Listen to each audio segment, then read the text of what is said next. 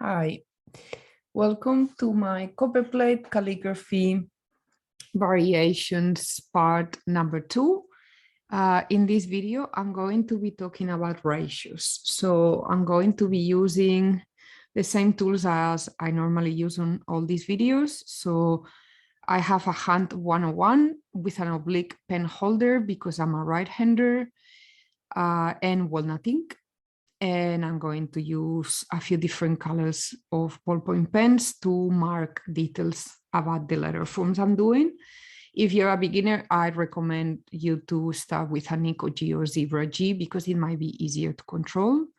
If you're a total beginner, I definitely encourage you to stop this video and go to my 7 series called Introduction to Copperplate Calligraphy, because you are going to get a lot of foundational knowledge on those series, where in these ones, I'm assuming you already have knowledge on the lowercase and simpler capital letters, and I'm going to be touching a few things on variations from the beginner point of view. So I'm going to start really slow, and as always, if you need blank guidelines like this one in here, you can go to my Instagram account, follow the link on my bio, and subscribe to my email newsletter. And once you do that, you will receive an automatic email newsletter, an automatic reply with a link to download a PDF file with a few different guidelines from different calligraphy styles. So, okay. I'm going to be marking now the area that I'm going to start working, and I'm going to go a little bit closer to the paper at the same time. Okay, cool. All right, so today it's going to be about ratio, and you have seen you have seen me doing this several times if you have watched any of the other videos. These are the units that we use in classic copperplate. So we have long ascender line or cap height, short ascender line, X height, short descender line, and long descender line. So in here, as you can see clearly, sorry, we have what I called 5 units. So 5 different areas where ascenders and descenders are going to be occupying spaces. So that's what I called 5 units. Now, the ratio for classic copperplate, it's based on 2, 1, and 2, and the 1 being the X height. So we use, obviously, the X height just means the height of the letter X in the lowercase alphabet or in the minuscules. So this is the volume of my X height. And then obviously in here, you can see is only 1 unit. And then we will have ascenders using 2 units. And descenders using 2 units. And that is the ratio that I'm talking about in here. So 1 unit for the X height, 2 units for the ascenders,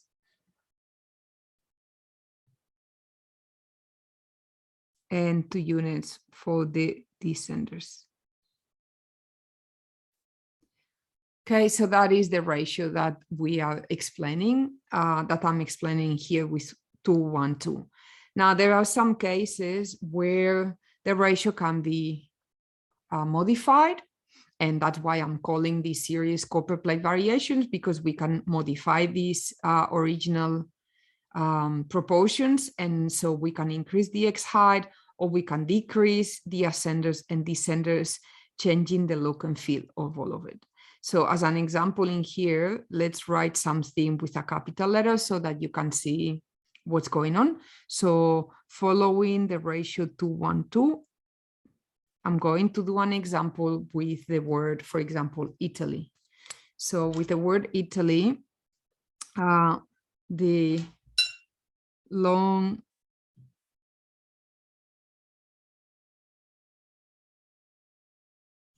ascender line is also the cap height. So the cap height and the long ascender line has the same measures or dimensions. So in here, I'm gonna do this first with a ballpoint pen. So for example, for a simple capital I, occupying 3 areas, 3 units. Okay.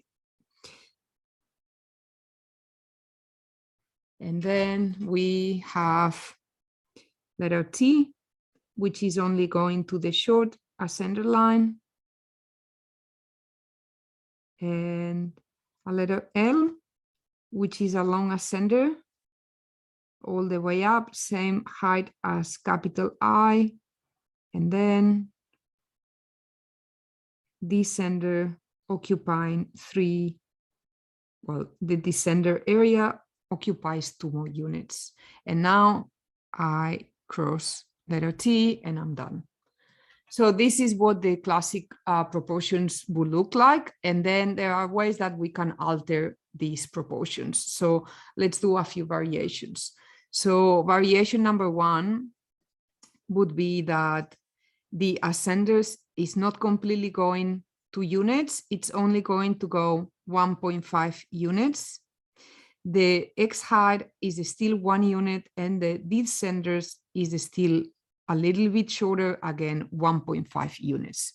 So that means that I'm going to only occupy half of the long ascender unit, short this ascender and X height, and the same, I'm going down and only occupying half of the descender.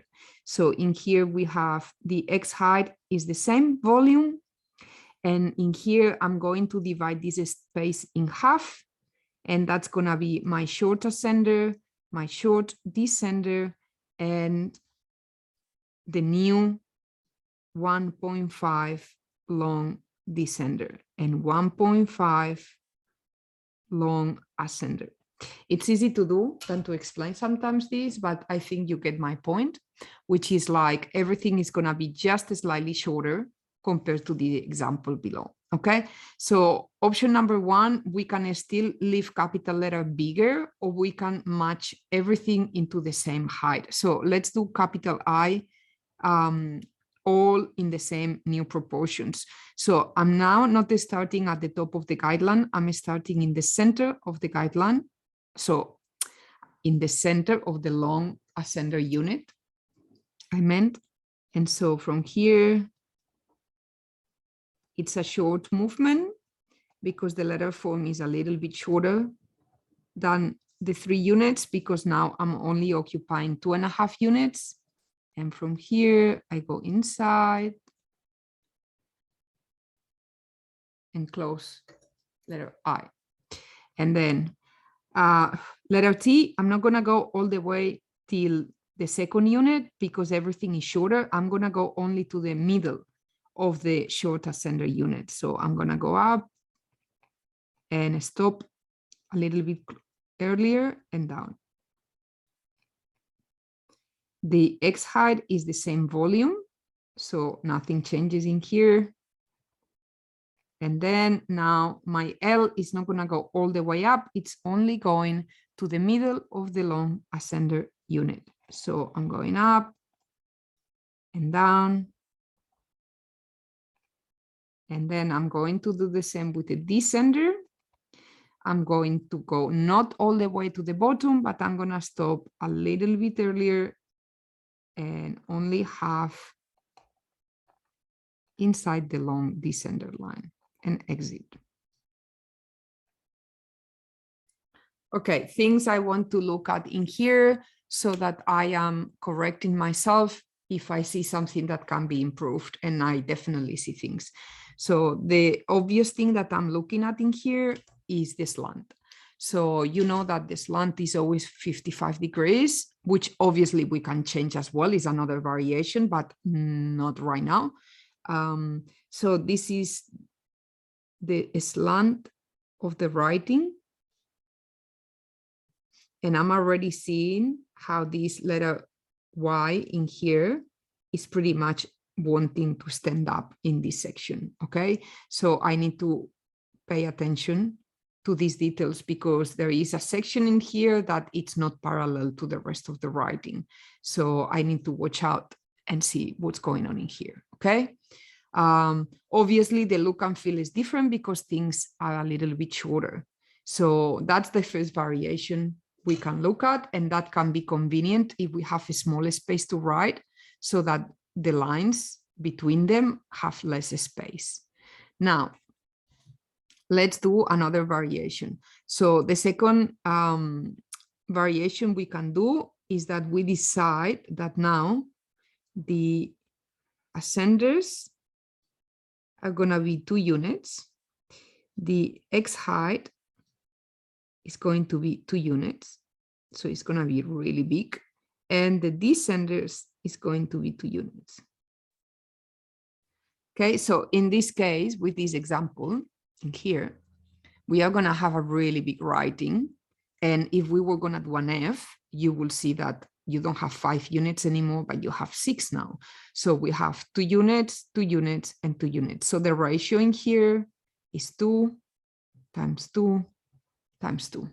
And this can be interesting. And I particularly like this look and feel a lot because the proportions of the X height now are going to be double and everything looks a lot bigger. So let's try this. Okay, so if we are writing the same word, we are going to have a really, really big capital I because now I have to go to 4 units. So starting at the top.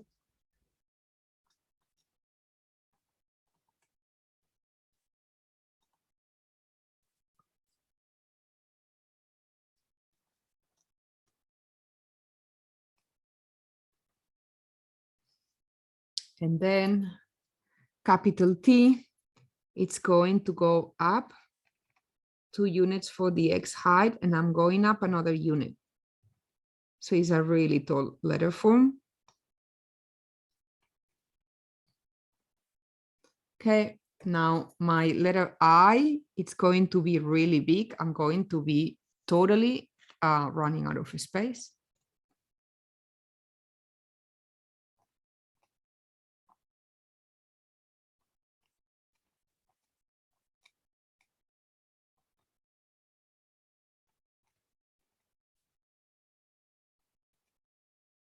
And now I'm opening up for the loop of the L.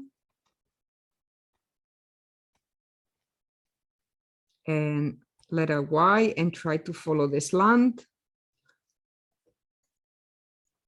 Ooh, just on the border of the page and letter Y.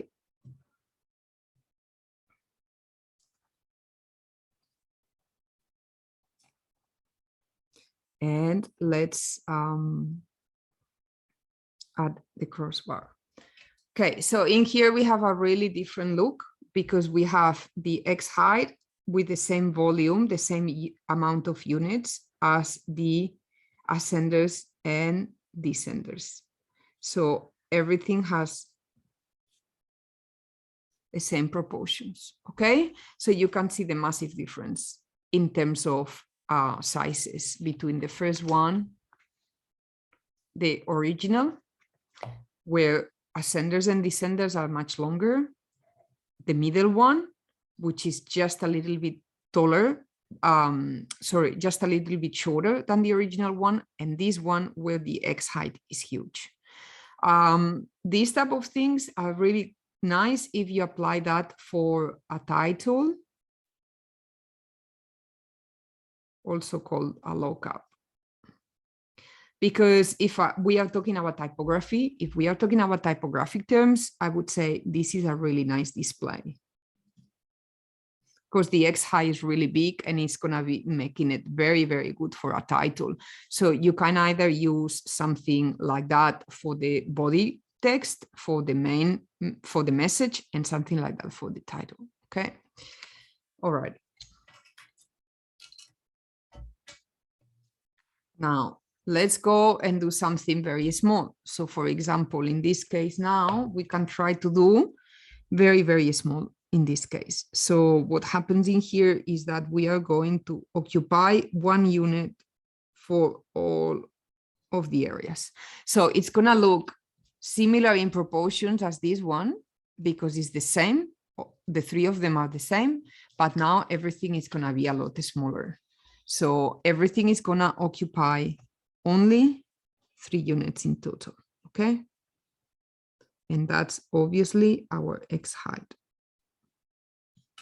Okay, let's try. So if I'm in here in this section, everything is going to be a lot smaller. Let me see that you see the paper is straight. Okay.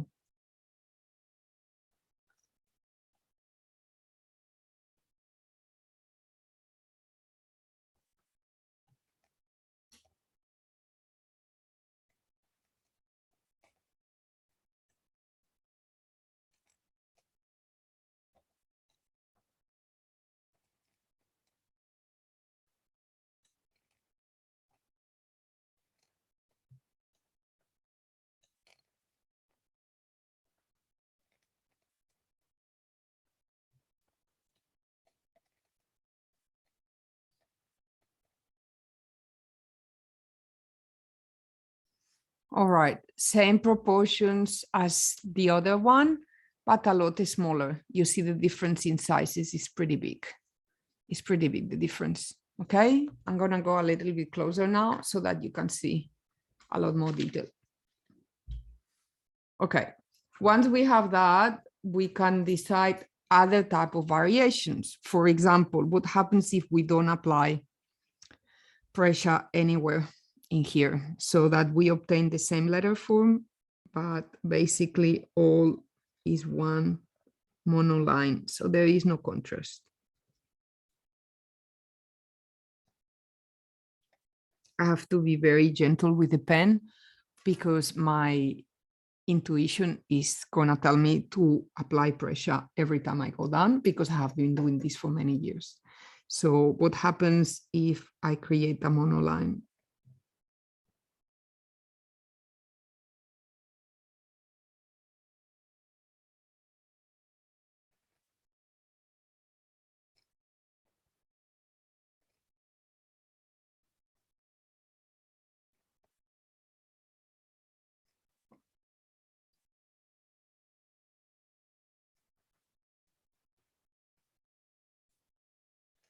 Now the Y went too long, because the loop of the L and the loop of the Y should be the same. So the Y, I went too long and should have stopped in this section in here, okay? So again, huge difference between applying pressure and not applying pressure at all. Now, something else we can play with is actually creating this capital I a lot bigger and the rest of the letter a lot smaller, so that we are looking for contrast in terms of ratios between capital letter and minuscules or lowercase. So I can keep the lowercase exactly the same volume, and now I can create a capital I that it becomes a very, very nice hallmark of this word. So I'm gonna go and use the current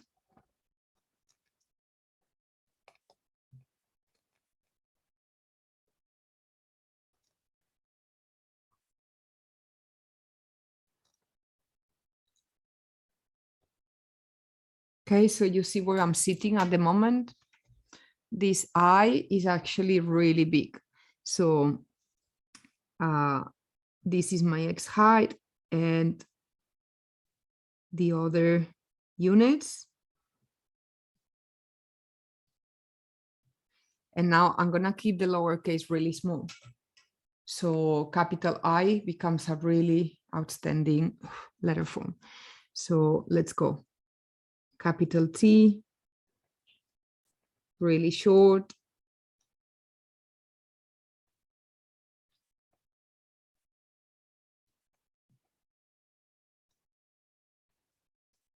Capital L, only one unit up. Capital, sorry,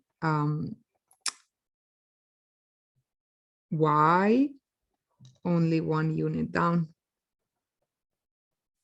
And the crossbar. Okay, so that is the difference between, now we have a really big majuscule and a very, very short minuscule. So this can work if you are, for example, writing an envelope and you want to give a lot of emphasis into the capital letters of the names. So you have, for example, I don't know, John Smith, so that the J and the S become really, really important, and then the rest of the name. And that can be a very, very good trick, depending on the context of your design. Okay, what else can we do in here based on variations? So we have done the original one, and 1.5 to 1 to 1.5. We have done 2 to 2 and 1 to 1 to 1, and this is a variation. Okay, so now what happens if we do very tall ascenders? So I'm going to imagine, let me look for a letter form that has a lot of ascenders. And I'm going to be using now this section as my X height, so that I'm going to have 3 units now for the ascender. Okay, so for example, the word rhythm. So if I'm writing the word rhythm, this is now my X height. And so I'll start with letter R.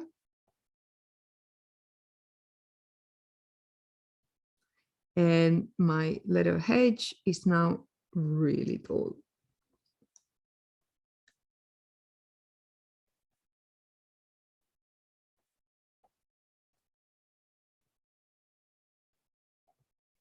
All right. I have to be careful in here because I noticed that there is some ink that just went around. So I have to be okay with that because it's going to happen many times, but I just need to be mindful. Now, if we look at this loop in here, you can see that now this loop is extra large. So we are using 3 units. That means that if I want to be consequent with the decision I made in here, I need 3 more units going down.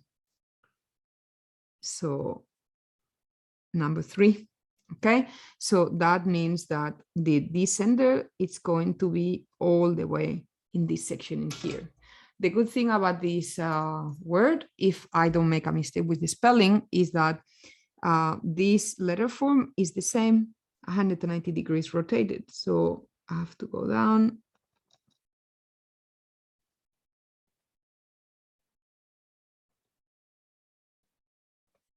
Okay.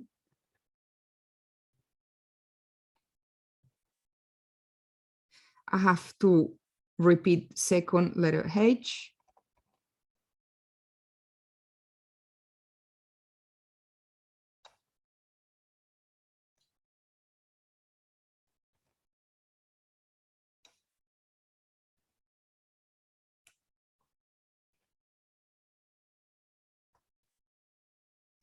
And crossbar. Now, when I'm doing this type of exercises, increasing ascenders and descenders, I want to be looking at these loops that I just pointed, because I'm writing an alphabet, so everything is connected to each other. So you will, if you have seen any of my other videos, you have listened to me talking a lot about consistency, because that means whatever your decision is in here, it will apply in the other in the other loops, okay?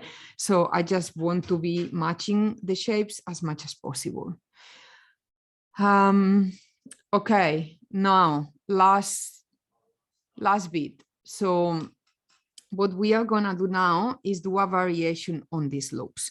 So as this looks more or less like the books, the loop that more or less you want to obtain on the books, which is the same width as the width of your letter forms. Now, if I increase the shape of the loop and make it really big, I have to do the same in these 3 other places, okay? So the last variation is gonna be how to increase the size of the loops and make it different proportions than that one. I'm gonna do that with a ballpoint pen. Okay, I'm gonna move to a new line and I'm gonna do an example, okay? So what if we decide to create loops that are really, really big? So I'm gonna keep the same proportions.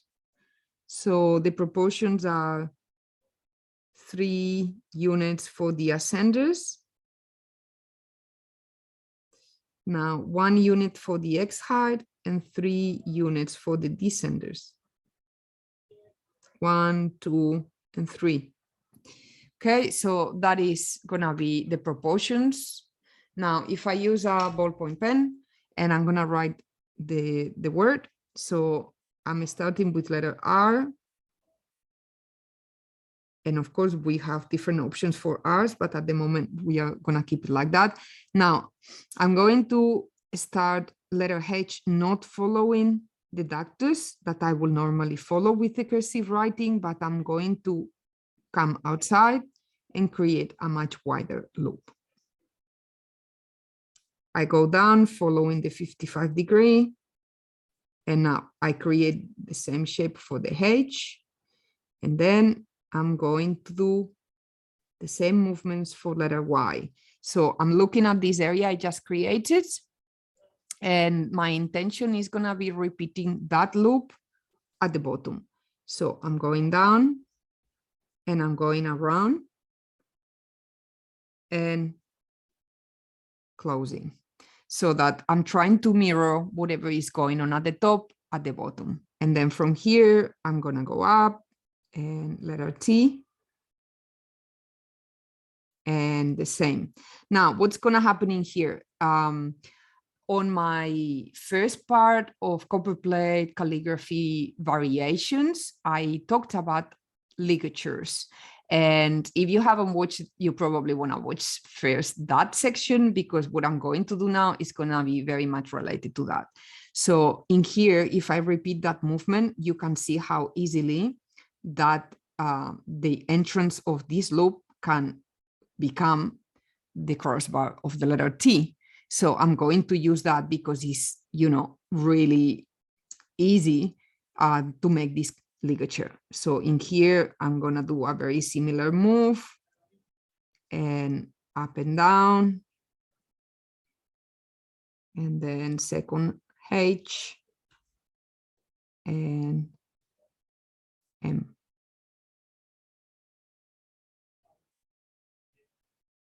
Okay, so I can see in here is a little bit narrower than the other ones, which is okay. I just need to keep it in mind when I do that with the ballpoint pen, okay? So it is just a change of decisions in terms of the loop shape and size, but you can see how changes dramatically the look and feel of the whole thing, okay? There is a beer label in Australia called Young Henry's, which the logo mark is a Y and a letter H, and it's very smart because, as you can tell by now, if I turn the paper 180 degrees, the H in both cases became a letter Y and the letter Y became a letter H. So obviously it's the same letter form rotated 180 degrees. And so the logo mark of this beer obviously uses the same letter form rotated and is done in a very in a very smart way because someone actually understood the relationship between the letter forms. Okay, let's do that with a ballpoint pen, and then we are going to be closing this session. So let's go and try to do the same thing with thin and thicks. So we start with letter R.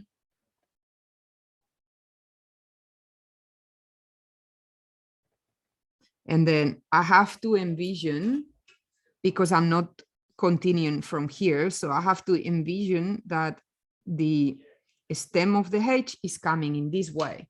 So I have to predict where am I going to be coming down, because this time is not so obvious, so that I'm stopping and keep going. I have to start from here and create a very thin movement, going around thin, and then slowly going down and now following the slant.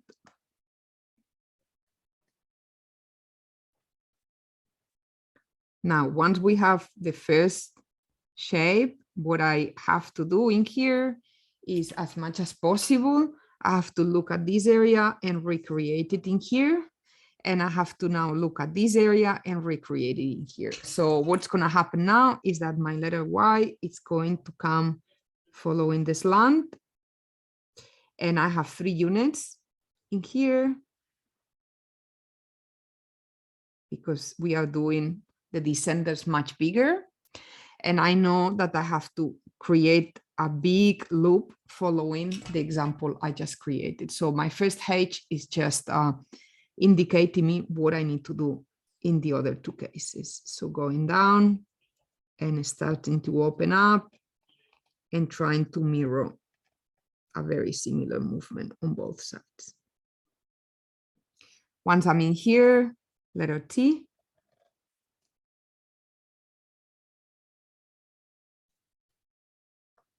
And then again, I have that. I want to create a ligature and a very similar shape on the other side. So open up and around, going down.